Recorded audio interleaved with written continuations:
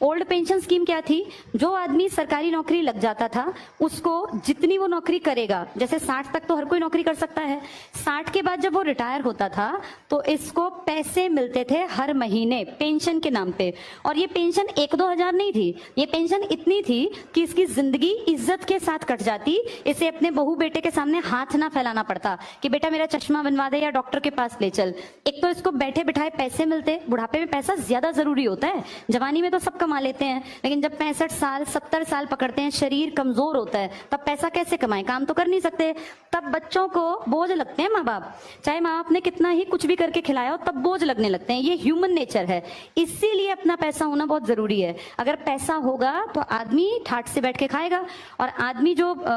Pension वाले थे ना, इनको सिर्फ पेंशन नहीं, इनको इसके साथ साथ हेल्थ के ऊपर भी सरकार एक श्योरिटी बना के देती थी कि आपको या आपकी वाइफ को, बच्चों को नहीं, बच्चे 21 साल के बाद कवर नहीं होते, किसी का बेटा अगर 22 साल का है तो फिर वो पेंशन वाले लोग जो है ना, ये इसका इलाज नहीं करा सकते, उसके लिए पैसे देने पड़ेंगे, अपना कमा खा, उसके बच्चों को थोड़ी ना सरकार खींचती जाएगी। लेकिन वो जो भी आदमी है और जो उसकी वाइफ है,